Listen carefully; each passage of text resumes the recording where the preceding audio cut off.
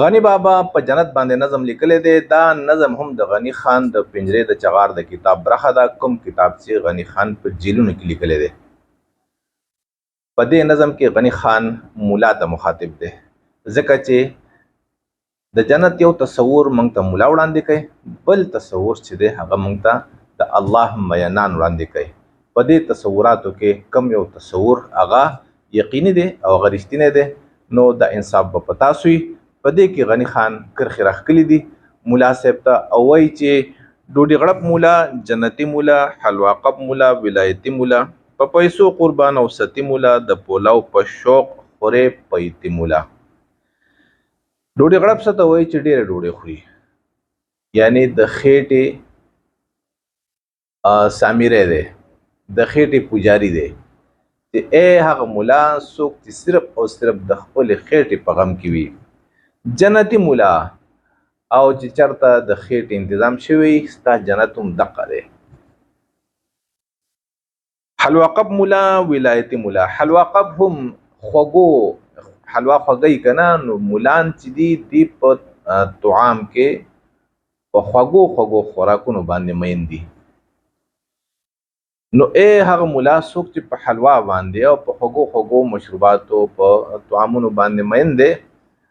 ولایتي مولا، غنی خان دلته کې مولا ته ولایتي مولا وای، حالان کې مولان ځان ته د پیغمبر وارثان وای، او غنی خان سترګور دغه پیجندلی دي چې نه ته ولایتي. ولایت به چاته وي؟ انګلند ته وي. په دغه ورځو کې انګلند چې دی په ټوله دنیا باندې قبضه کړې وه، او د انګریزانو نه مخکې د مدارسو دا تصور نو، او د هغې نه مخکې چې کوم مدرسې به وي نو په داسې ترتیب نه وي څنګه چې دا اوس درجې پکې دي.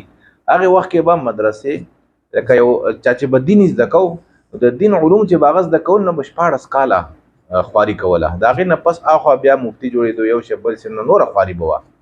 14 کاله دې مدرسو څه چلو کو، 8 کاله یې کو علم، 8 درجې یې کړې. اوس دا مدرسې غنی خان ورته ولې وی ولایتي مولا؟ غنی خان دې مولا ته دا نه وایي چې ای د پیغمبر وارثه، دا ورته نه وایي چې ته پیغمبري مولای، ستا په سینه کې د پیغمبر علوم دي، دا نه دي، بلکې ولایتي مولا. ځکه چې زمونږ د مسلمانانو چې څومره هم مدارس په وجود کې راغلي دي، نو دا د انګریزانو په دور کې راغلي دي، او باقاعده دا انګریزانو په خپل ترتیب باندې او په خپل منشا باندې د له وجود ورکړو، او د دینه انګریزانو کار اغستل غوښتو چې د دینه مون کار له ګوره وست سکیږي نو اقا دا غوي هغه دغه چلیږي، منسوبې روان دي. نو دا مولا کو هر څومره ځانته د پیغمبر وارث وای، خدا ولایتي مولا دی، د پیغمبر د تعلیماتو سره د سره واسطه نشته، هغه سره واسطه نشته دی. نو ځکه ورته غنی خان وایي چې حلوا قب مولا، ولایتي مولا، په پیسو قربان او ستی مولا. ته په څه باندې مینې؟ په مال باندې مینې، ته ماده پرسې او ستی یعنی په ماده باندې ورکې. بس د پیسې د پاره ته ایمان هم خرڅې، ته اسلام هم خرڅې، ته قام هم خرڅې، ځان هم خرڅې. په پولاو د پولاو په شوق خورې پیتي مولا. اوس تاسو سره په لاس کې سنی راغلی خورې خو پیتي، خو وی چې ځه د دې په مقابله کې وماته پولاو میلاو شي. د پولاو په شوق خورې پیتي مولا. نو د پولاو دا شوق چې دی، یعنی د پولاو په تمه باندې ته کو د غیرو په کار راځي، نو هم په لالچ باندې راځي. او دلته کې د پولاو نه هغه جنت، هغه مینا د الله چې هغې ته د الله معیت وای، نو هغه مراد کېدی شي، پیتۍ نه مراد دنیا هم کېدی شي، چې دنیا د آخرت یعنی د الله سبحانه وتعالی د معیت په شوق باندې خوري، د هغې په اراده یې خوري. دا بې عشقه بې جوشه او مړ اذان، دا چیلي دماغ او ارزان ضمیر. غنی خان بیا د هغه بې حسي هغه په ګوته کوي چې ستا کم بانګ چې ته وې، نو دې کې مینه نشته د الله سره. څنګه چې حضرت بلال رضی الله تعالی عنہ به بانګ وې، نو هغه د خولې نه چې به کما چغه وخته نو د خولې نه به نه وه به د زړه نه وه ځکه چې هغه په زړه د الله نه مین و یعنی په الله باندې د زړه نه مین و ستا چغه چې ده د بانګ دا خلق تنګی خو مینه پکې نشته دی هغه علامه اقبال صاحب وایي که نه چې رہ گیا رسم و اذان روح بلالی نه رہی فلسفه رہ گیا تلقین غزالی نه رہی نو دا بے عشقه او بے جوشه څه جوش پکې هم نشته دی چې یاره بل له ولوله ورکې دا د بانګ دا د پیغام نه خالی دی د الله د مینې د پیغام نه حضرت بلال رضی الله عنه په زړه کې د الله مینه وه چې چغه به یې وکړه خلق به الله طرف ته راوبلو حي علی الصلاح حي علی الفلاح زما الله طرف ته راشي چې کامیاب شي دا چلی دماغ او ارزان ضمیر ستا دماغ څه دی دا د شیخ چلی دماغ دی او زړه دی یعنی ستا سودا ډیره په ارزانه کیږي ډیر په لګو پیسو باندې خرڅ شي نو دا دماغ دی د چلی شیخ چلی قصه بتا سوریدلی کنه چې چرته چا سره پڼ اغسته او په دیاړې باندې په سر باندې بوج روانو سوچ کو چې دی به دیاړي راکې او بیا به دا چلو کوم بیا به هغه چلو کوم او دا به بوالم هغه بوالم او اخر چې دی په دې کې واده وکړم بیا مې بچی وشي بچی مې راته وایي چې بابا پیسې راکړه نو زه به الله ته ورکړم چې زه ستا هغه داسې کوم نو په دې کې چې الله ته ورکړه نو رب هغه پڼ تیارتاو شو نه دیاړي میلاو شوه الټا څه چلو شو د مالک د طرف نه وته غصه او توهین ملاو شو نو دا د دماغ چې دی د غنی خان د دماغ وتم د چلی دماغ وای چې تا دا سوچ چې دی کنه دا تعمیری سوچ نه دی دا خیالونه دي او زړه دی ارزان دی ضمیر دی ارزان دی هر څوک په ډیره لږو پیسو اخیستی شي تاسو ګورئ نه چې کوم یو فتنه نو مولا ورته ختلی دا ولې د ضمیر ډیر ارزان دی د دې سپین دستار د توهین ته په دې کور د خدای کې د بت سفیر دا سپین پټکې چې تا واله دی نو د دې توهین ته پخپلې د دې بیزتی چې دی هغه ته پخپله کې ځکه چې دا سپین پټکې دا د پیغمبرانو پټکې دی او دا چې بچا په سر کو دا غو سر بچا ته ټیټېدو نه او ته په دې کور د خدای کې د بت سفیر دی په جماعت کې ناس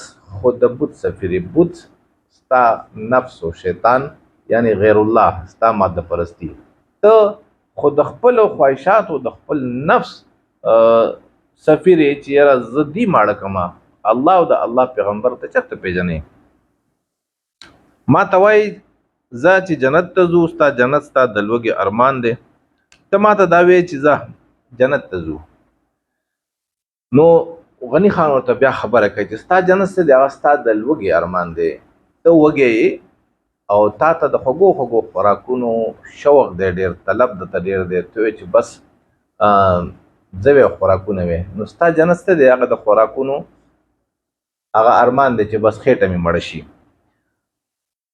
ستا جنت د خوراک او د ښځو ډک ستا جنت نیم پیرس نیم تهران دی ستا جنت چې دی هغه د خوراک او د ښځو نه ډک دی ته څه وایې چې جنت کې به قسمه قسم خوراکونه وي حورې به وي پکې او دا به وي او هغه به وي نو ستا جنت دغه د نفس او د خېټې د بندوبست کول دي د خواهشاتو تقاضې پوره کول دي څنګه چې په دنیا کې نو ته وایې چې په جنت کې هم هغه شی وي او ستا جنت چې دی که نه دا نیم پیرس دی نیم تهران دی تهران د ایران ښار دی پیرس د فرانس ښار دی او دا دواړه د شاعران په وخت کې ډېر زیات مشهور ښارونه او ډېر مخکې ښارونه او په دې کې به هر قسمه عیاشۍ کېدلې نو ستا دا جنت چې دی که نه دا خو نیم پیرس کې او نیم تهران کې بستا جنت ته جوړ شي یعنی چرته عیاشي چرته ګندي نو بس دا به ستا جنت جوړ شي حالانکه جنت د دې خبرو نوم نه دی ستا جنت کې دریاب د شوروا روان پیمانې د فرنۍ نه برپوري دي ستا په جنت کې ته وایې چې بی د شورواګانو هغه دریاب به روانې سیندونه بهیږي دا د پویو دی او دا د شرابو دی او دا د ګبین دی او دا د لاوڼ دی او ستا په جنت کې څه دي لوښي د فرنۍ نه ډک دی بس خورې به ستا جنت کې جنون او تلاش نشتا، ستا جنت کې سربې سربې حوري دي. اے سیوا ستا په جنت کې خو جنون نشتا، ته په دنیا کې د الله په مینه کې لیونی شوی نه، تا مینه نه ده پیژندلې، تا لیونتوب نه ده پیژندلی چې حقیقي لیونتوب څه ته ویلی شي. هغه د الله مینه ده بې غرضه، د هر څه نه چې لاس په سر کې او د الله سره مینه وکړي. او تلاش یعنی ستا ژوند د لټون نه خالی دی، ستا لاره د لټون نه خالی ده، نو ستا په جنت کې لټون نشته دی. ته خو چې بس هلته کې به وا او خوراک څښاک او بس عیاشۍ به وي، نو تلاش پکې چېرته لاړو؟ ته چا له تللی او د چا سره به واصل کېږي؟ دغه پکې تصور نشي. یعنې د الله د موندلو خبره ته نه کوي چې الله به ومومم. او ستا جنت کې سربې سربې حورې دي، ستا په جنت کې خو بس دغه سربې او تکې سپینې حورې دي چې یاره عیاشۍ به وي، مزې به وي. نو څنګه چې په دنیا کې نفس پرست دی، دغه رنګې د باندې هلته کې هم د خواهشاتو قبضه ده، تسلط دی د باندې، او هلته کې هم د هغې انتظامات کې. ستا جنت کې نه سوز نه ارمان شته دی، او غټې خیټې لمدې وږې سپورې دي. ستا په جنت کې څه غم نشته دی، ستا جنت کې نه سوز نه ارمان شته دی، نه څه غم شته چې یاره څوک مې ولیدی چا د چا په دیدن باندې مې سترګې یخې کړلې، نه څه ارمان شته دی چې یاره ما زما لاس له څه رالی، خیټې له نه، خواهشاتو له نه، روح له څه رالی، زما روح د څه وږی دی. او څه دي غټې غټې خیټې لمدې وږې سپورې چې دي، غټې خیټې لمدې وږې سپورې دي، خیټې غټې دي او ډکې دي، لکه ته خو چې خیټو انتظام به کېږي، خو سپورې دي، غوړې نه دي، مړې به نشي چېرته، دغه خیټې به ډکې نشي. ستا جنت کې غوښتل دي بایلل نشته، واړه حورې رضا او بربنډې دي. ستا په جنت کې څه دي؟ خو هر شی بس راکا راکا راکا، بایلل پکې نشته چې ته به پکې څه وبایلې. بس لکه ته خو چې دلته کې مونځ اودس وکړم او بیا به هلته کې هېڅ هم نه وي، بس زما رضا به کېږي او د کن فیکون صفت به راته میلاو شي چې څه غواړم هغه به کېږي. نو دغه څه دي، دا غوښتل دي، بایلل نشته. یعنې ته به الله له څه ورکې، د جنت مالک له به ته څه وړې. واړه حورې رضا او بربنډې دي، او د هغې ځای حورې چې دي هغه ټولې بس تا سره په هر وخت باندې رضا به وي، او هر وخت به تا ته بربنډ وي، بې لباسه به وي. ستا جنت د جنون بې خبره ژوند، ستا جنت یو هوښیار شان تصویر د ځان. ستا جنت څنګه دی؟ غني خان ورته وایي چې ستا جنت د جنون ستا جنت چې دا د جنون نه بې خبره جنت دی. ستا جنت د جنون بې خبره ژوند، ستا جنت د داسې ژوند نوم دی چې هغې کې به لیونتوب نه وي د الله په مینه کې. بالکل ستا سره د الله د مینې اړو تصور نشته دی، ته د هغې نه بې خبره یې. ستا جنت یو هوښیار شان تصویر د ځان. ستا جنت څه دی؟ دا ستا د خواهشاتو کوم ښکلی هوښیار تصویر تا جوړ کړی دی، دا هغه دی.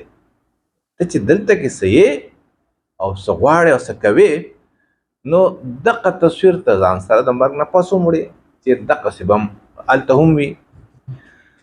ستا جنت د شهوت او د تندې ډک، ستا جنت ستا د لوږې د تاو امکان. ستا جنت څه دی؟ دا د شهوت نه او د شهوت د تندې نه ډک دی، چې لکه بس نور به څه نه وي، خو بس دغه درندګي به وي او حیوانتوب به وي. څه ته چې مونږ خنزیر پنه وایو که نه، خنزیر کې څه صفت دی؟ دغه صفت پکې ډېر دی د شهوتو. نو ته ستا جنت څه دی؟ دغه د خنزیر صفت هغه د خنزیرانو د سوهرانو څه د غوجل ده. او ستا جنت ستا د لوږې د تاو امکان. ستا جنت چې دی دا ستا لوږه چې تاو وکړي، نو ته وایې چې یاره زما لوږه به هلته کې سړیږي، زما تنده به هلته کې سړیږي، زه به هلته په خېټه موړ شم، دلته کې خیر دنیا نیمګړې ده. نو ستا جنت ستا د لوږې د تاو امکان. تاو څه ته وایي؟ ګرمایش ته وایي. ستا لوږه دومره ګرمایش وکړي، نو ته بیا د هغې د تسلۍ دپاره وایي چې د مرګ نه پس تا خواهشات پوره کېږي.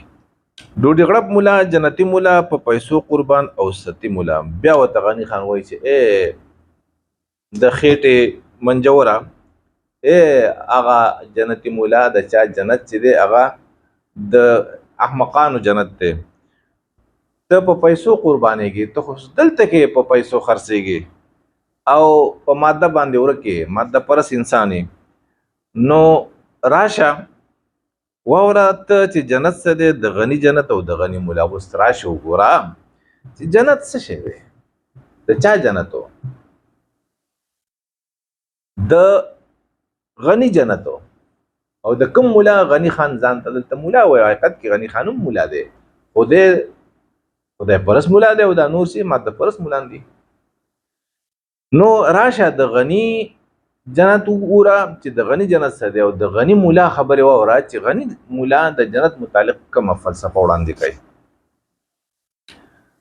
نو بیا غني خان وایي چې ته په جنت کې مزه د دنیا لټې، د حور سترګو کې د ډمو خندا لټې. ته په جنت کې څه کې؟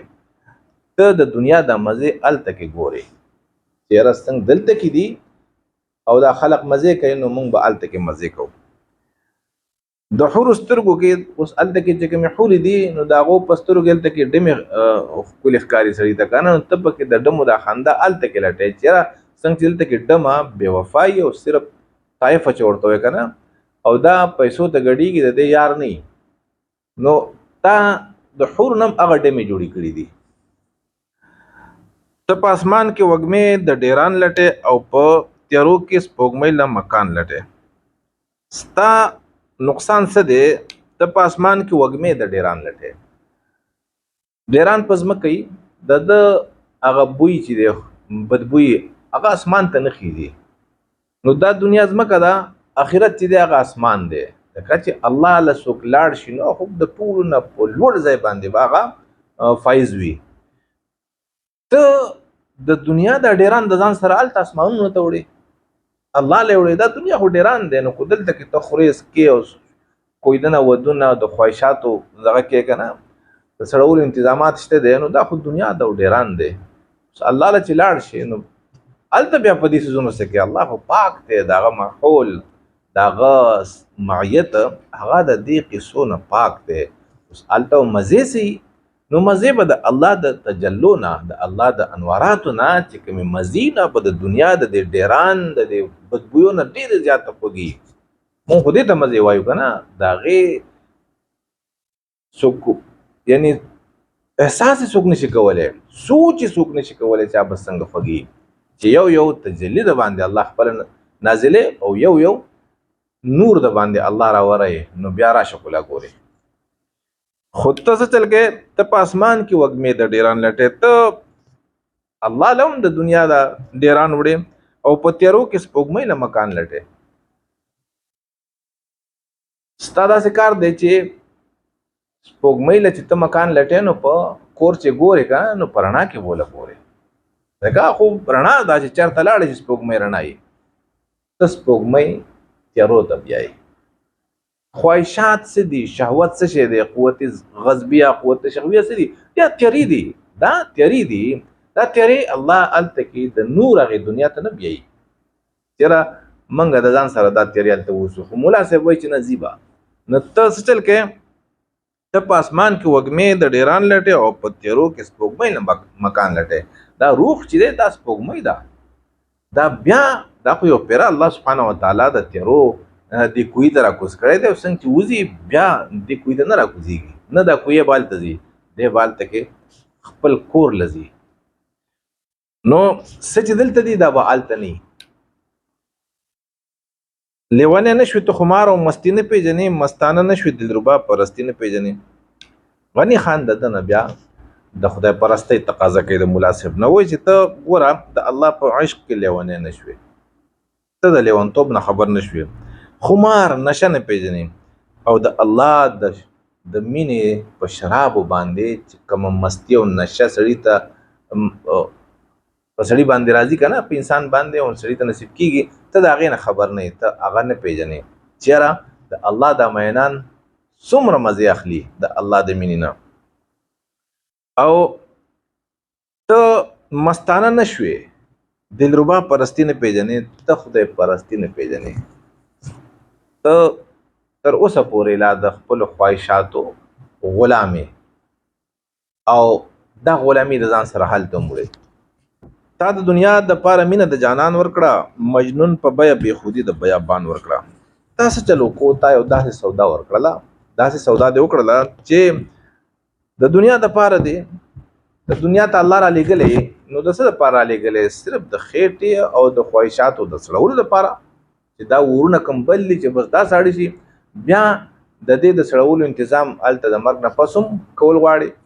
نو تا څه چلو کو، تا داسې یو خراب تجارت وکړو چې پای کې تا تاوان وموندو، او تا د دنیا د پاره مینه د جانان ورکړه. داسې ناوله تجارت دی چې پای کې دی د الله سبحانه وتعالی مینه قربان کړه او دنیا دی واغسته، خپل قوت غضبیه، قوت شهویه خوشحالول، د دې غلامي کول.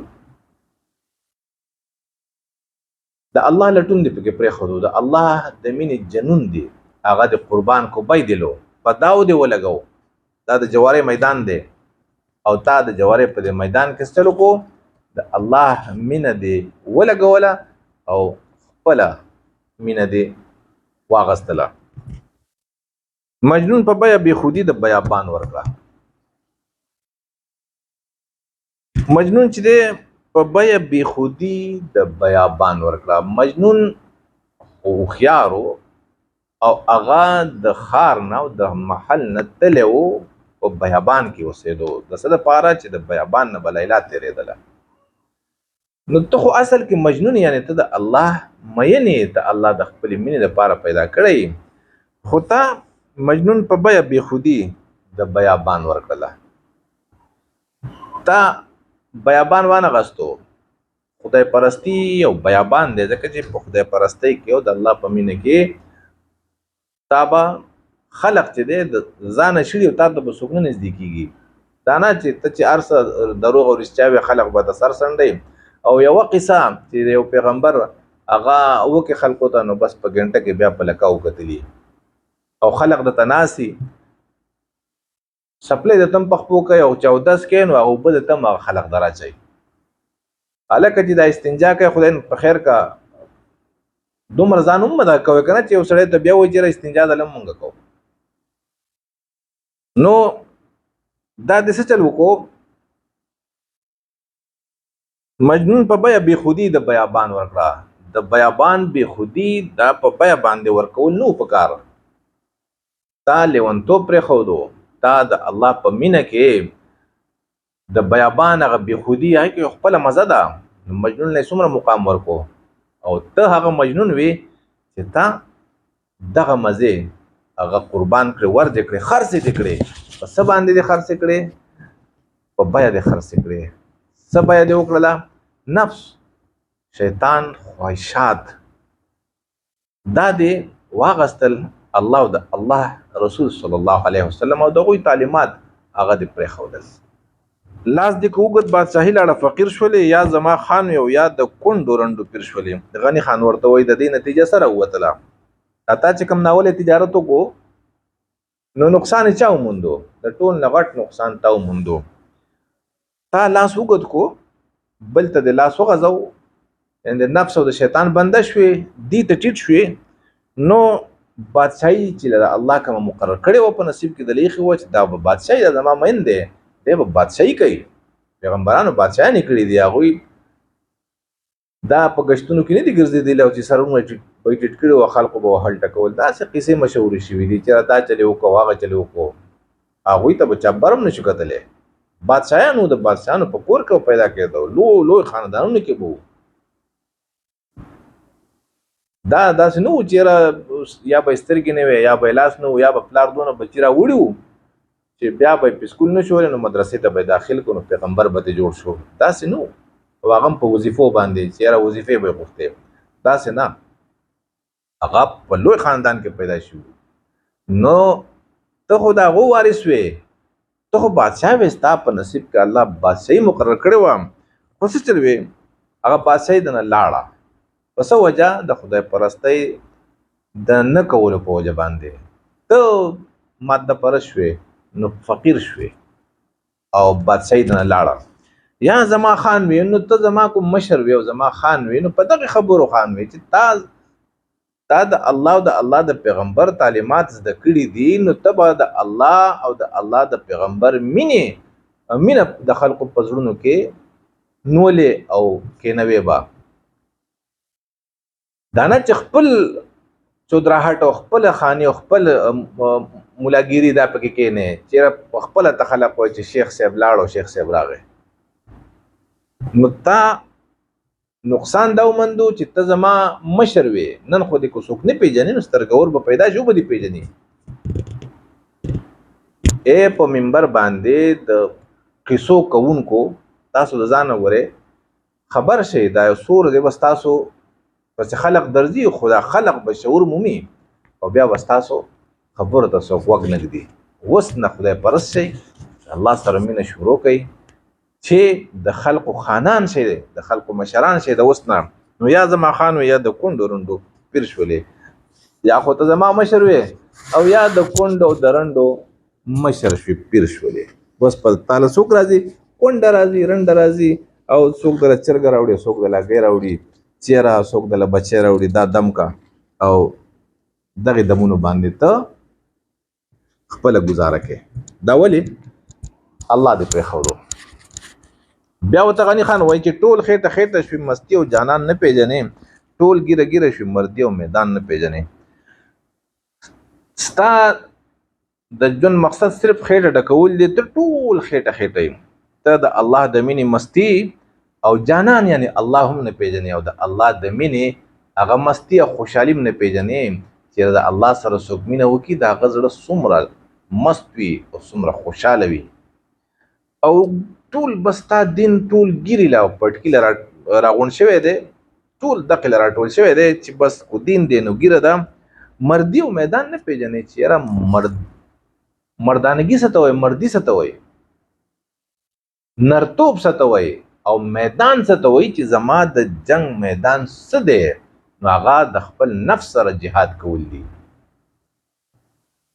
په خپل ځان باندې خپې کې خودل دي نو دغه نه خبر نه دغه فلسفه نه زما امیره تالی سټ او ټوکړي خور شو زما سردارا ته مرای وظیفه خور شو زما څه چل وشو اے زما مشرا اے زما خانه اے زما امیر صاحب څه چل وشو ته تالی سټ شو بس لوخي سټه تالی سټه او ټوکړي خور شو وظیفه غواړي وړو باندې وظیفه غواړي بیا هغه تعلیم سټي او هغه ټوکړي مخري څوک تل صدر کې څوک صدر کې هغه خوري دا طالبان چې په مدرسو کې کمی یا چا وظیفه غوښتلی یا څوک غواړي نو کو زما د خبري اوري هغه ته پته ولګي چیرې د دې سحال د غریبانو او بیا د دې د استادانو سحال ده تاسو ګورئ نه په دې وظیفو غوښتلو کې دی استادانو قسم چلونه کړی س د مالدار خلکو چې هغه ته پته ده چې دا مالدار خلک ته د دې انګولي د دې پخکړی د دې طعامونه خواږي او غوخي چرګانی پکې هغه له بزان لسړې لګي دغه شان د فروټو منډي ته بزان لا سړې لګي او د غریبانو زموږ په شان غریبانو دې کوڅو ته بزم په شان یو غریب را لګي نو چا ول دال ورکړي چا لاون ورکړي چا سور کړی بیا دا غریبانان ټول ورځ په وظیفو غختلو باندې زری شي او کوم غوخه چی او کوم هغه طعامونه خوراکونه چی نو هغه استادان مخې ته کیدي په خپل پډک شي په خپل قرون ته ولېږي په دې دا چا چې وظیفه غوښتلې هغه لتش دارونه ورکی او چې ډوړې ول ورکی خو بیا د طالبانو کوم داسې نران ډیر هغه پوه شي سورې ایمانداری وکي کنه چې را سور کې نو هغه راوړي مدرسې ته وغوخه کوم یې کوچرګي خو چې پته وته ولګي چې ما د استادان خو زمونږ استحصال کوي او په خپل خوراک موږ نه راکې نو بیا دیتی په کوڅه کې ځان مړای نو دا څه چل دی غنی خان وته سوې چې زما امیر تعالی سټ او ټوکړي خور شو زما دغه نتیجه راوتله زما سردار تم رای وظیفه خور شو زما اے زما سردار اے زما بادشاہ ته خو زما غلام شوي او ته خو وظیفه خور شوي نه ته خو زمونږ د سر تاج وي کله تاج وي په کم شرط باندې چې کله ته خدای پرست شوې، تا د الله او د الله د پیغمبر سره مینه کولې، او دغه مینه دا به ته به یو مقام ته رسولی وي، او هغه څه دی، هغه زمونږ مشري ده چې ته به زمونږ مشر وې. قسم په هغه رب چې ته د خدمت دعوګیر او چې ته د حورو د غلمانو د جنت دعوګیر، توره راواخله، توره پورته که میدان ته ځه، لوګې لمبه شه په مستۍ کور د جانان ته ځه. غني خان ورته بیا قسم کړو، یقیني خبره کوي چې په هغه رب مې د قسم وي د چا د بندګۍ او د چا د خدمت کولو چې ته هم دعوه کوې، او چې ته د هغه د حورو دغه د غلمانو دغه د جنت هم تمه کوې چې ماله به جنت او حورې او غلمان هم راکوي، نو په هغې رب مې د قسم وي ته د دغې رب سره مینه وکړه او د هغه دپاره توره راواخله. هله پوهې که نه چې د الله مینان دی په جهاد باندې خبره نه کوي، نو په جهاد څنګه خبره وکړي چې پښتون په پښتون وجنه دي ته جهاد دی. بېوسه په بازار کې ګرځي او ډز بم والوتو اصل کې لګا دا جهاد دی، دا جهاد نه دی. جهاد ورته غني خان ښیي چې توره راواخله، توره پورته که میدان ته ځه، لاړ شه توره راواله او توره اوچته که میدان ته وځه. نو وړمبې جهاد کې وړمبې جنگ د چا سره دی؟ د خپل نفس سره دی، د دنیا سره دی. او ځان لوګې کا لمبه کا، او په دغې چې لوګې شو لمبه شي نو د جانان کور ته به لاړ شي. خلق په تیر شوی د سرونو نه خوله رانه خاطر په تشه خوله غواړي، زمونږ مولان د الله تعالی او د جنت په تشه خوله باندې غواړي، حالان کې خلق په د سرونو نه تیر شوی دی. نو غني خان ولا بلنه ورکړله چې د ځانه سړی جوړ کا او جنگ شروع کا د خپل نفس او د شیطان سره او د طاغوت سره. یوازې نفس او شیطان نه دی، بیا به د طاغوت سره جنگ کوي، لکه څنګه چې غني خان دا نظم په جیل کې لیکلی دی. نو دی ولې په جیل کې دی؟ طاغوت سره د طاغوتي قوتونو سره په جنگ دی. او چې کله ته جنگ کې نو کو مړ شوم الله له بځې او کو ژوندی پاتې شوم د الله ولی. ګینې ډوبېږي په پیته او په حلوا کې مولا، جنت د بیلو د ټیپورو په سودا کې مولا. بیچاره دا دیونه کو غني خان وته بیا وایي چې ګوره د پیته او په حلوا په دې لاون کې به ډوب شي، یعنی د خواهشاتو په غلامۍ کې به مردار شي، بیا به الله لونه رسي او تا جنت د ټیپورو په سودا کې بیلو. د الله معیت اصل کې جنت ته، او ته هغه وی چیرې د خوراکونو د طعامونو د عیاشو ځای دی. نو دا دنیا ټیپر دی او جنت د الله معیت چې جنت دی.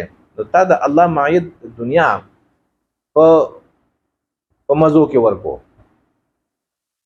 چیرې بس تا نوکری دی بحال پاتی او بس ستا د منبر او ستا د محراب دستای خیر کو حق خبره ونه کې. د اوسی ګرانه د تورینه ای موړه مولا، ټبز مری خده د سربې مګي ای زوړه مولا. غني خان داسې تاسو وي د اوسی ورته وي، د اوسی بغیرتوب چې دی دا د تورې د چلولو نه ګرانه ده.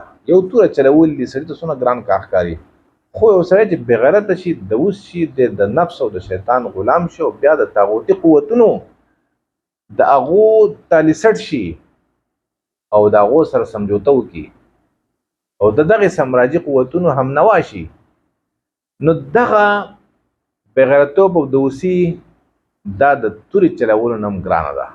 خو خدای پاک دې ته اسانه کړې ده، اوس چلو کومه دې ته اسانه ده او د الله مینانو ته ګرانه ده، ځکه د الله مین چې دی تختی نه ټیټېږي نه. پیغمبر علیه السلام په خپله وایي چې میدان د جنگ د میدان نه به څوک نه تختی. څنګه چې وبا راشي که نه، نو وایي چې کوم ځای کې وبا راشي الله دې ساتي، دې نه بعد تختی نه کو مړ شوی شهیدان به یې. دا ولې؟ دا میدان جنگ دی، دې نه به اوس نه تختی. نو اوس د سربه مګی که نه، د هغې نه یو کمزوری ټپ وږی زمری دی، نو دا مګه ښه ده کو زمری ښه دی؟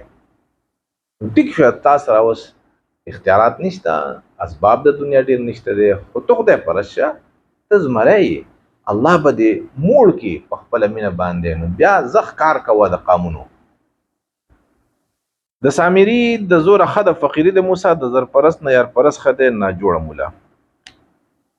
د سامری سو هغه زرګرو دغه سره زرو دغه د سترو زرونه د موسی علی السلام ملنګي او فقيري خوا چې موسی علی السلام خدای پروسو او دا سامری چې سره زر د سترو زرو مالک وو خو زر پرستو نو چا مقام موندو خدای پرست دی والعاقبه للمتقین انجام هغه د الله د مینانو هغه کامیاب وي نو د سامری لکه تک شو تا ډیر دولت واغستو خو دا کم خدای پرس دی چې فقیر دی ملنګ دی دستانه ډیر خره د الله په نسبت دی او د زر پرست نه یار پرست خده نه جوړ مولې او زر پرست یو خدای پرست دی نو د زر پرست نه خدای پرست خده زر دی دنیا دا او الله دی په دې کې کم اخلي نو الله والا ځکه چې د دنیا هم د الله مخلوق ته او د الله په دې ویشم د الله پلاس کې نو الله وړم به والا دنیا به پس په خپل درځي تاسو له کو ته دنیا واغسته الله دې پرې خو دو دنیا مالک هم الله دې دنیا کې دیم ذلیل په دنیا کې هم ذلیل کړي په دې وجه چې علم دې زما حاصل کړي دې په نامو باندې او اخلي دنیا تاسو ګورئ د مولانا صاحبان څه چل کوي اوس قسم د حور په مسته او په خندا د یار قسم په شرنګ او په نسیم او مشغوله د یار غنی خان بیا قسم پری د حور په مسته باندې او د یار په خندا باندې پوری تاسو ته ما د غنی خان نظم وړاندې کړی دی چې حور څه ته وایي او دا غي تشریح تاسو کتلی شئ وای مولا جان په نظم کې نو غنی خان په د حور باندې قسم خوري چې قسم د حور په مسته او په خندا د یار قسم په شرنګ او په نسیم او مشغوله د یار نسیم چې راځي د هغه आवाज شرنګاري لکه دغه یو خوږه هوا ده نو د الله د طرف نه چې ما ته کوم د سکون هوا راځي زما د ملنګۍ د فقیرۍ او د خدای پرستۍ په نتیجه کې نو په دغه د قسم وي قسم په سترګو په حیث او په ځوانۍ د یار دلته غنی خان بیا مشغوله مې یاد کړی کنه په نسیم او مشغوله د یار نو زه د یار سره په مینه کې مشغول یم په دغه مې د قسم وي او قسم په سترګو په خایس او په ځوانۍ د یار قسم په ساز او په سرود او په ثنا د یار د یار د سترګو دغه په خایس او د یار په ځوانۍ نو الله له ځوانۍ نشته خو ابدن ابدا دی د غنی خان یار څوک دی الله دی خو ځواني څه ته وایي د الله هغه مینه چې هغه سم داسې په موجونو باندې راځي نو په دقه باندې قسم غنی خان خوریم او په ساز دغه چې کم ساز دی کوم خوشحالي ده کم اوازونه دي کم سور دی او په سرود د سازونو چې کم سرود وي او په ثنا یعنی د الله د صفت د الله په ثنا صفت باندې د زما قسم وي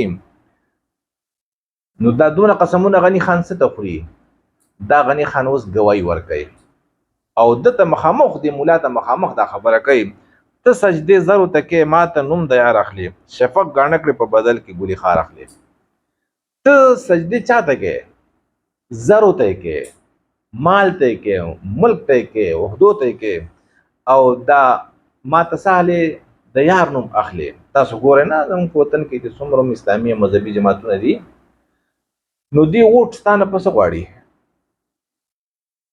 دی خپل پیری او خپل مشرستانه پس قیامای د الله په نوم باندې چې الله مونږه اسلام راولو مونږه دین راولو دا چل بکوغه چل کو خدا په خپل دې څه چل کوي دی زرو ته سجده کوي چې بای مونږ دې په مزو کیو دا مولانا عبدالرحمن صاحب یا دا جماعت اسلامي دا مولانتی شو یا دا نور مولانتی شو د هر ډلې سي دا د الله د پاره نه دی لګیا دا د خپل ځان د پاره د دی یو د دې اولادونو وګوره د دې بانک او د دې کاروبارونو وګورئ تاسو ته خبر نه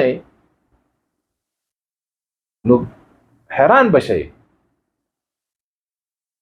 مولانا صاحب چې په خپل کور کې په کومه صوفه ناسي دغه صوفه قیمت لکه ما ته نه شو ورکولی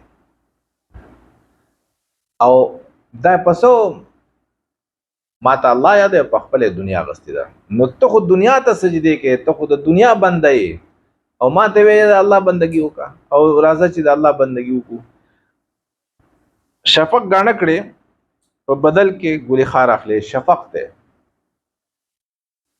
د اسمان دا لمنې چې په سهار او ماښام په دې وخت کې نور خطو د کوزېدو په دې وخت کې سري شي څومره ښکلي ته هغه ګاڼه کو دا د هغې مالک دا دې ګاڼه کړه لکه ښایست یې ورکو او ګلې خار لکه د ګل سره چې کوم ازغی دی هغه ازغی دې واغستو او ښایست یې ورکو یعنې دنیا دې واغستله او د الله مینه دې پرېښودله دا ورته غني خان قسمیه حلفن دا خبره کوي او کو څوک دا خبر نه مني نو یو ملا دې د دې خبرو تردید وکړي یا په لفظي توګه یا په عملي توګه ولیکي زما دا چیلنج دی راځه چې زه درته جنون او مستی وښایم راځه چې زه درته محبوب پرستی وښایم غني خان بیا د ګوتې نه نیسي وایي چې راځه زه درته لیونتوب ښیم مستی ښیم چې لیونتوب څه شی دی او مستی څنګه حاصلېږي دا په وزارتونو په تجارتونو په سینټ ته پتلو په اسمبلو ته پتلو باندې دا په دې په مدرسو جوړولو باندې په جوماتونو جوړولو باندې مستی نه حاصلېږي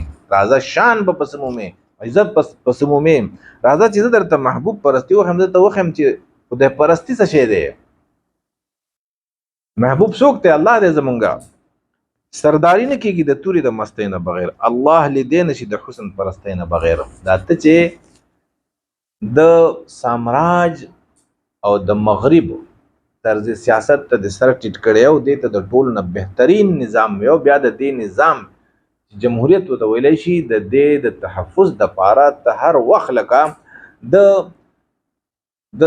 د پوجي سپایي تیار ولاړې په مورچه کې چې څوک خبره کوي نو موږ د جمهوریت تحفظ دپاره جنګ کوو نو دا په دې سیاست باندې سرداری نه کیږي ته به همیشه دپاره د دغې قوتونو غلام یې ته به چېرته د وطن او د قام سردار نشي نو سرداری نه کیږي د تورې د مستۍ نه بغیر کو سرداری غواړې نو توره راواله مستی شروع کا غیرت راواخله دا بغیرتوب پرېږدوه سامراجي طاقتونو ته طاغوتي قوتونو ته د دې سره مصلحت او د دې سره سمجوتې دا پرېږدوه او الله لیدی نشي د حسن پرستۍ نه بغیر الله ښایست دی ښکلی دی الله او د ښایست مالک دی نو الله به تعالی یعنی چې ته حسن پرست شې چې ته حسن پرست نه یې ته خو نفس پرست یې ته خو شهوت پرست یې ته خو ماده پرست یې او دا ټولې تیاري دي دا ټول ناولتوب دی دا ټول غلاظت دی نو چې ته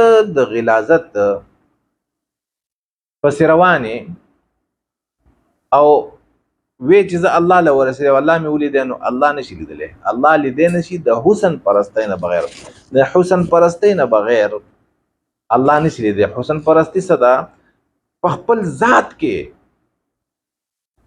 ځان داسې جوړول چې د بل انسان جان مال او عزت دا ستا نه محفوظ وي او ستا د ذات نه نورو ته خیر د دنیا او د آخرت میلاویږي او بیا دا ښایست خور چې په ټوله دنیا کې چې ته د ځان په شان خلق جوړ کې او هر سړی ستا په شان دغه رنګ نیک شي نو ځکه چې الله ښکلی دی دا فساد دی دا غلاظت دی په دې ګندګۍ کې چې ته پروت یې الله به چېرته ونه مومې نو دا تر کومې پورې چې ته مغربي طرز سیاست د دې سپایي د دې تحفظ کې دا غلاظت دی او په دې غلاظت کې به الله ونه مومې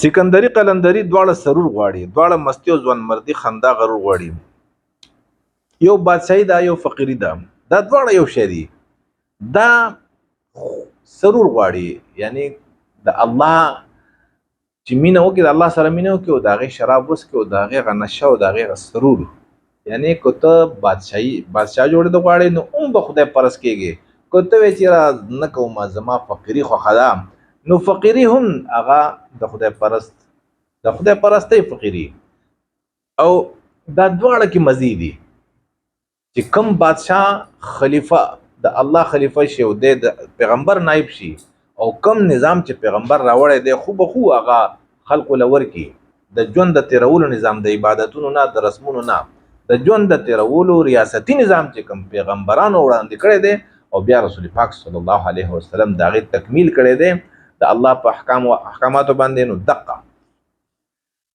کله چې دقه ته راوړې نو د دې به یو شان د دې به یو عزت وي د دې یو حسن دی دا به تا ته سرور میلاویږي په دواړو کې کو تا ته د دغې په حصول کې سکندري او قلندري که نه فقیري کو ته فرض کا د دغه د پاره جدوجہد کې او طاغوتی قوتونه پتا باندې غالب هم دي، نو ته فقیر شوي، قلندر شوي، بیا به د تم یو سرور نصیب کیږي او مزه بکې.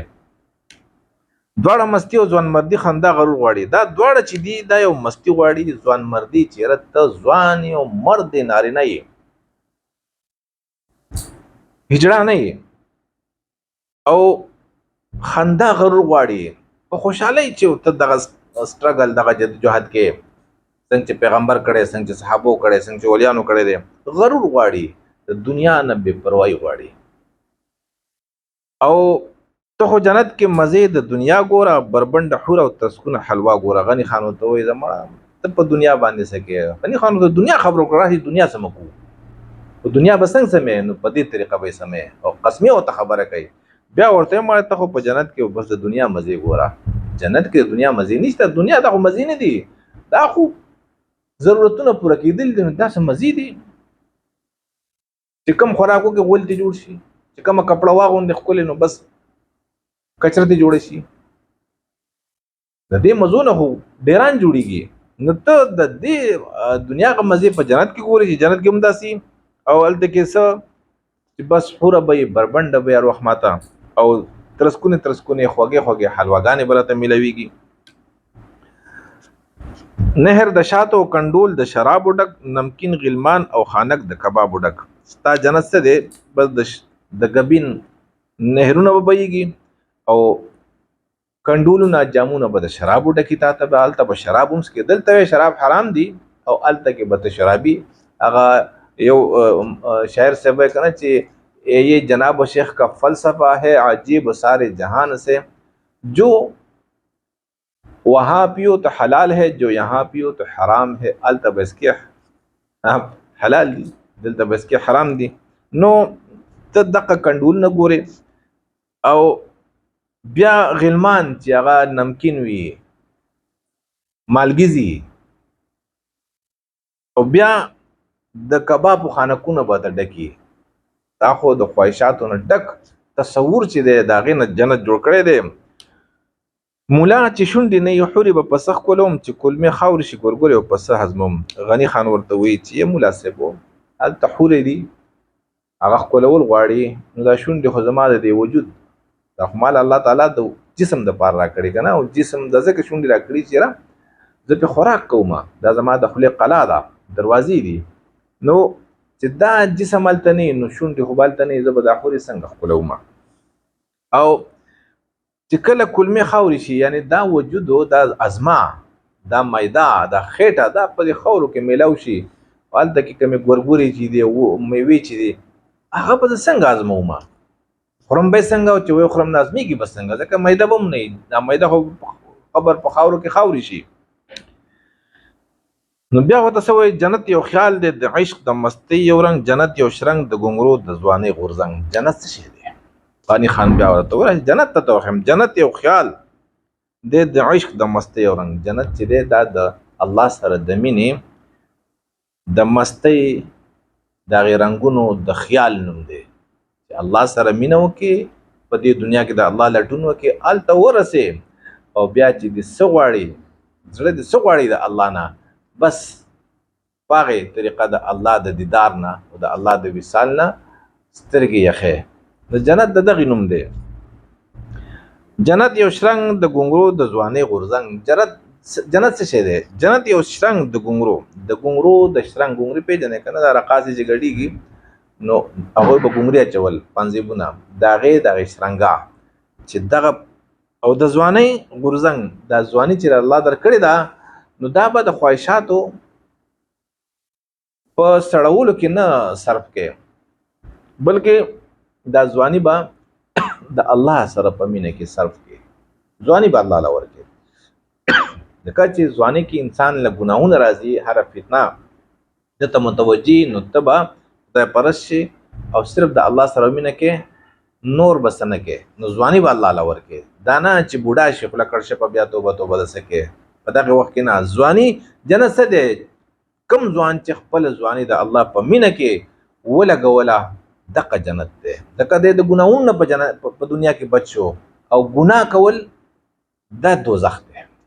او په ګناه ځکه چې په ګناه کول انسان د الله نه لري کیږي، او په ګناه نه کول او د ګناه نه په ځان ساتلو باندې انسان الله ته نږدې کیږي. نو الله ته قرب دا جنت ته، د الله نه بعد یعنی لريواله دا دوزخ دی، هجران چورته وي. نو جنت د دغه خبرو نوم دی. دا ته چې وته سبې چې خوراکونه به اسحاقونه به حوري غلمان به دغه نه دی. جنت نازک دی د ګل د ارمان حسې، جنت خسته دی زما د جانان حسې. جنت څه دی؟ د ګل ارمان. ګل نازک دی، د ګل ارمان داغه چې کوم خوبونه د ګل چې زبم داسې شوي زم داسې شوي، نو دا د دغه ګل د ارمان هغه نوم دی. جنت نازک دی. دا جنت دومره نازک دی لکه سرنګي چې ګل نازکي زر ورجیږي، نو د ارمان به څومره زر زر رجیږي. ارمان نو خو د ګل نه پوره کیږي. نو جنت نازک دی د ګل د ارمان هسه. دا د الله دا مندل نه، دا ډېر لطیف سیز دی د الله نور. دا حسن زړه ته ناراضي، دا په لکه ګناه باندې ستانه د الله نور پاسي او ته د الله نه لري کېږي. نو د الله مندل د الله معیت جنت ته او حاصلېږي په څه باندې؟ په ډېر احتیاط باندې چیرې ته ګناه ته نږدې نشي. او جنت خسته دی زما د جانان خسته، زما د جانان یعنی د الله سبحانه و تعالی په جنت د الله معیت څه دی؟ د الله مندل دومره ښکلی دی لکه څنګه چې الله خسته دی. څومره چې الله خسته دی دومره د هغه معیت خسته دی. او بیا په اخر کې غنی خان وایي جنت دریاب یو د مینې او شان دی. جنت دریاب یو د مینې او شان دی، هر قطره سپوږمۍ هر اساس کې جهان دی. جنت څه دی؟ جنت یو سیند دی، یو سمندر دی د څه؟ د مینې او د شان د عزت. چې کله یو سړی دومره مینه ورکړي چې هر څه قربان کړي او خپل خوښونه څومره چې د خوښي د هر خوښه هغه د په الله باندې قربان کړي، نو دا د دغه سمندر د دغه دریاب د دغه مینې د دغه دریاب نوم دی. جنت دریاب یو د مینې او شان دی، دا د عزت نوم دی، دا د مینې نوم دی جنت. او هغه الله دی چې الله سره څوک مینه وکړي نو الله ولا عزت ورکوي، ځکه چې الله د عزت مالک دی. جنت دریاب یو د مینې او شان دی. ٹھیک شو؟ سمندر دی جنت د الله سره، یعنی د الله سره مینه نه ده، دغه یو سمندر دی او دغه ته جنت ویل شي. او دا د عزتونو او د خوشاله او د کامیابو سمندر دی. هر قطره سپوږمۍ هر ساز کې جهان دی. دا دغه سمندر دی، هغه سیند دی، هغه دریاب دی چې دا هر قطره هغه د سپوږمۍ په شان رڼا کوي. دا الله سره چې څوک مینه کوي نو دا داسې سمندر دی چې هر قطره سپوږمۍ، دا نه چې هر قطره چې د شمع د یا ورور کې دی، نه نه نه، د الله د مینې د سمندر هر قطره سپوږمۍ د رڼا ده. نو چاته چې دغه رڼا نصیب شي، بیا د دغه سمندر هر ساز کې چې دی هغه یو بیل جهان دی، یو بیل دنیا ده. نو چاته چې دغه رڼاګانې نصیب شي د الله د مینې، دی په فتنو کې نشي بچ پاتې کېدی، دی په فتنو کې نشي پاتې کېدی. الله به د هرې فتنې نه وباسي، الله به د هرې فتنې نه محفوظ کوي. ما ته اکثر تپوس کې ملګری فلانه شیخ صاحب څنګه دی، فلانه رحمت الله علیه څنګه او فلانه د یو جماعت او د بل جماعت او کنه د دې د مشرانو. نو زه متصونه مخویم چیرې کو تاسو د او بیا دغه کرامات راته ذکر کوي، دغه داسې کرامات نو مال خندا راشي چې لکه کو دې د کرامات خاون وینو دی په دغه فتنه کې د خپل ټول عمر نه ضایع کو. لکه زبر تاسو شم فلانه مفتی صاحب، فلانه پیر صاحب، فلانه ډنګره صاحب، نو دا او د الله مې نانوي او د الله سره مینه کړې وې، نو دا خدا سي سمندر دی د الله د مینه چې دغه سمندر هر قطره هر ساس کې هغه د سپوږمۍ نه زیات رڼا ورکوي. نو تا ته ټول فتنې را مخې ته کی چې ګوره دام فتنه ده، دام فتنه ده، دام فتنه ده، ځان ته ساته. ځکه غنی خان ته چې الله دا سمندر نصیب کو د مینې، نو غنی خان څه وایي؟ و ډیر پیران می ټنګولي، مذهبونه لټولي، چرته ټکه رڼا نشته، بس قصو پس قصه. دا څومره چې تاسو ګوره مسلکونه مذهبونه او د دې د پېشواګان د دې د امامان او مولان او پیران دا ټولې فتنې دي او دا به تا ته حال معلوم شي د دې فتنو نه به الله له بچ کوي چې ته د الله د مینې سمندر ته ودانګې نو طالب الله عزت درکې او بیا د سمندر د اوبو دغه هر قطره د سپوږمۍ په شان رڼا کوي نو چې دومره رڼا د سره څنګه به ته د فتنو ښکار کېږي ما ته څوک وایي ته تا د چا نه لاس نیوه کړی دی ته په کومه پارټۍ کې نو خو چېرې لاس نیوې مې کړی وې په پارټو کې وې نو الله به زمانه دا کار اغستو د الله د مینې کار به زمانه اغستو الله به ماته د فتنې ښوولې وې زه خو په خپله یو فتنه وم په تیرو کې بتلم نو غنی خان څه وایي چې جنت دریاب یو د مینې او شان دی دا د الله د مینې او د الله د شان د هغه د عزت د هغه د مقام چې را څومره لوی دی دا د هغه دریاب دی جنت د دغې د مینې او د هغه د عزت او د هغه د شان نوم دی او بیا هره قطره سپوږمۍ هر قطره د سپوږمۍ په شان رڼا کوي هر ساس کې جهان دی هر یو ساس کې چې دا یو بل دنیا ده چې کم ساس کې ته کوزيږي بل دنیا ده ځان له دنیا ده او دا داسې دنیا ده چې په دغه دنیا کې څوک ورکیږي نه